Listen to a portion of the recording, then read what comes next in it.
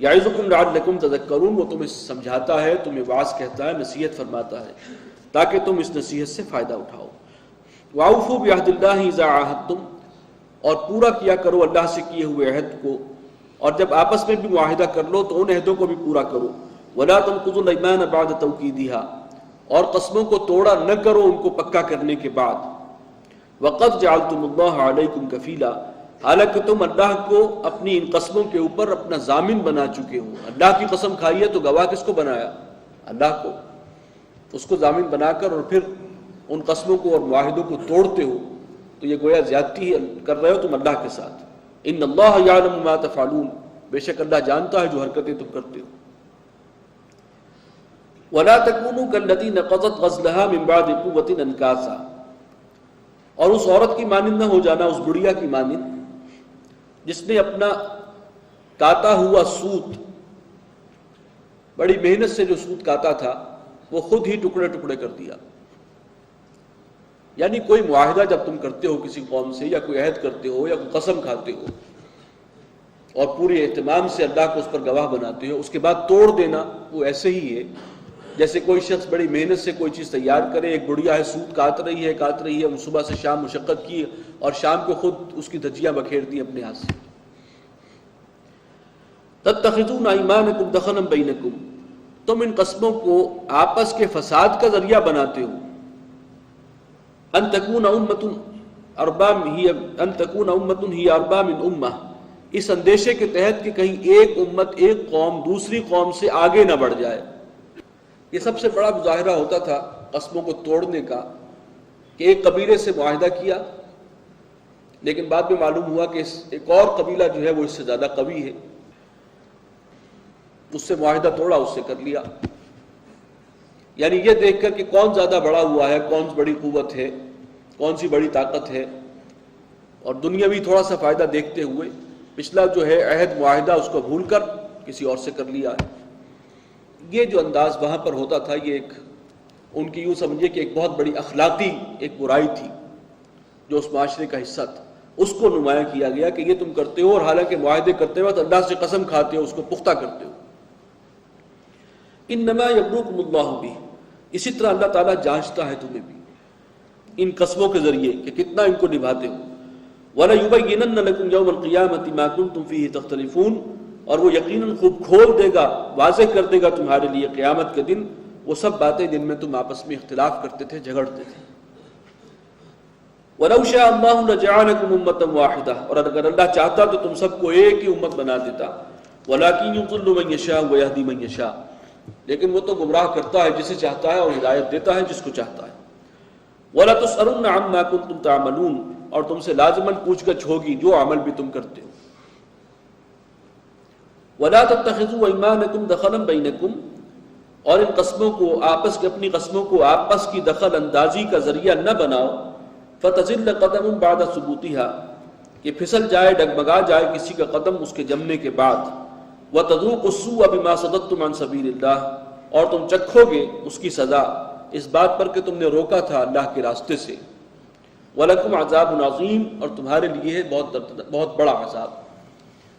یہ آپس کی دخل اندازی کا ذریعہ اور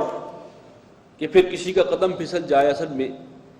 اس سے مراد یہ ہے کہ ایک قسم تم نے اللہ سے کھائی ہوئی ہے، شریعت پر چلنے کا معاہدہ ہے اللہ کے ساتھ، ایاک نعبد و ایاک نستعین تم کرتے ہو،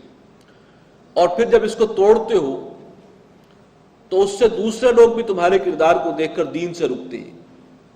تو اس وقت ہمارا حال ہے اس امت کا، ہم نے معاہدے تو اللہ سے کیے ہوئے ہیں، عہد وفاداری اس سے استوار کیا ہوا ہے، بندگی کا عہد اس سے کیا ہوا ہے، اور پھر عمل اس کے برعکس ہے، اس عہد کا ہمیں کوئی پاس ہی نہیں ہے، تو ہم اپنے عمل سے دوسرے لوگوں کے لیے بھی دین کی رکاوٹ بن رہے ہیں۔ یہ کردار ہے مسلمانوں کا، تو پھر بہتر اس اسلام سے پھر ہمیں کوئی سروکار نہیں۔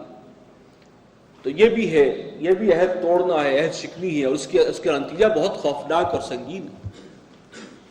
جو پہلی قسموں کی بات تھی وہ وہی تھی کہ آپس کے معاہدے، بڑی طاقت کو دیکھا معاہدہ کر لیا جس سے مفاد نظر آیا، جیسے کہ آج کل بھی ہوتا ہے۔ ایک قوم سے معاہدہ کیا ہے، یورپین اقوام کا معاملہ بھی ایک ہے، کسی کے ساتھ معاہدے جو ہوتے ہیں وہ اسی بنیاد پر ہوتے ہیں، کوئی اخلاقی اصول نہیں ہے ان کا، جبکہ اسلام جو ہے وہ اخلاقیات کی تعلیم دے رہا ہے کہ دشمن قوم سے بھی معاہدہ کیا ہے تو اس عہد کو پورا کرو، اور وہ بھی جو ہے یہ ایک بہت بڑا جرم ہے، آپس کی قسموں کو بھی توڑنا، عہد معاہدوں کو توڑنا، جبکہ جو اسلام سے پرے ہیں، جو اس وحی آسمانی سے اور ہدایت آسمانی سے دور ہیں، جو ان کا کردار ہے وہ ہمارے سامنے ہے۔ وَلَا تَشْتَرُوا بِعَهْدِ اللَّهِ ثَمَنًا قَلِيلًا، اور مت قبول کرو اللہ کے عہد کے عوض تھوڑی سی قیمت۔ ہم نے اللہ سے عہد کیا ہوا ہے بندگی کا، وفاداری کا، تیرے ہی بندے ہیں، تجھ سے ہی مدد مانگیں گے، تیری بندگی کریں گے، اور جب تھوڑا سا فائدہ دنیاوی دیکھتے ہیں تو شریعت کے احکامات کو بھول جاتے ہیں۔ وہ عہد گیا ایک طرف، ایمان بیچنے کے لیے تیار ہے تھوڑے سے فائدے کے لیے۔ تو وَلَا تَشْتَرُوا بِعَهْدِ اللَّهِ ثَمَنًا قَلِيلًا إِنَّمَا عِندَ اللَّهِ هُوَ خَيْرٌ لَكُمْ، جان لو کہ جو اللہ کے پاس ہے وہ بہت بہتر ہے تمہارے لیے۔ ان کنتم تعلمون، مسئلہ یہ کہ تمہیں سمجھ ہو، جانتے ہو، تب ہے۔ جب اس سے آنکھیں بند کی ہوئی ہیں تو بس دنیا کا نفع تمہاری نگاہوں میں ہے۔ مَا عِندَكُمْ يَنْفَدُ وَمَا عِندَ اللَّهِ بَاقٍ، جو کچھ تمہارے پاس ہے وہ ختم ہو جانے والا ہے، اور جو اللہ کے پاس ہے وہ ہمیشہ باقی رہنے والا ہے۔ وَلَنَجْزِيَنَّ الَّذِينَ صَبَرُوا أَجْرَهُمْ بِأَحْسَنِ مَا كَانُوا يَعْمَلُونَ، اور ہم یقیناً بدلہ دیں گے، بدلے میں دیں گے صبر کرنے والوں کو ان کا اجر، ان کا صلہ، بہترین بدلہ ملے گا ان کے کاموں کا جو وہ کرتے رہے۔ من عمل صالحا من ذکر او انثى وهو مؤمن، جس کسی نے نیک عمل کیا چاہے وہ مرد ہو یا عورت، اور وہ مومن بھی ہو، اللہ پر ایمان رکھنے والا بھی ہو، فلنحيينه حیاة طیبہ، تو ہم اس کو عطا کریں گے ایک انتہائی پاکیزہ زندگی، حیات طیبہ، اس دنیا میں بھی اسے ملے گی، اس میں سکون ہے، اطمینان قلب ہے، ایک پاکیزگی ہے۔ وَلَنَجْزِيَنَّهُمْ أَجْرَهُمْ بِأَحْسَنِ مَا كَانُوا يَعْمَلُونَ، اور ہم بدلے میں دیں گے ان کو ان کے اجر، ان بہترین کاموں پر جو وہ کرتے رہے، یا ان کے کاموں کا بہترین بدلہ ہم ان کو عطا فرمائیں گے۔ فَإِذَا قَرَأْتَ الْقُرْآنَ، اور جب تم قرآن کی تلاوت کرو، قرآن مجید پڑھنے لگو، فَاسْتَعِذْ بِاللَّهِ مِنَ الشَّيْطَانِ الرَّجِيمِ، تو پناہ مانگ لیا کرو اللہ کی شیطان مردود سے۔ یہ جو نعمت ہدایت ہے اس سے بھی استفادہ کرنے سے پہلے اس شیطان لعین سے اللہ کی پناہ میں آ جاؤ، وہ تو گھات میں لگا ہوا ہے، وہ ہر لمحے، تو بہتر ہے۔ چنانچہ یہ حکم جو ہے یہ وجوب کے درجے میں ہے، جب بھی قرآن کی تلاوت آپ کریں اعوذ باللہ من الشیطان الرجیم پڑھنا چاہیے۔ بسم اللہ الرحمن الرحیم پڑھنا اتنا ضروری نہیں ہے جتنا اعوذ باللہ من الشیطان الرجیم۔ بسم اللہ آپ پڑھیں گے خاص طور پہ سورت کے آغاز میں، اگر درمیان سے پڑھ رہے ہیں تو لازم نہیں، تو لیکن تعوذ ضروری ہے، کہیں سے پڑھیں، سورت کے شروع سے پڑھیں، درمیان سے پڑھیں، آخر سے پڑھیں، کوئی ایک آیت پڑھیں، تو بہتر ہے کہ یہ ہے وجوب۔ انہ لیس لہ سلطان علی الذین آمنوا، یقیناً شیطان کو اختیار نہیں ہے، کوئی اس کو اختیار اور سلطان نہیں دی گئی ان لوگوں پر جو اہل ایمان ہیں، وعلی ربہم یتوکلون، اور اس کا زور نہیں چلتا ان لوگوں پر جو اللہ پر توکل کرنے والے ہیں۔ انما سلطانہ علی الذین یتولونہ، سلطان جو ہے ملی ہے شیطان کو، یعنی جو اس کو زور ہے اور اختیار ملا ہے، وہ انہی لوگوں پر چلتا ہے جو خود شیطان کو اپنا دوست بنا لیں، یتولونہ، والذین هم به مشرکون، اور جو اللہ کے ساتھ پھر کسی نوع کا شرک کرے،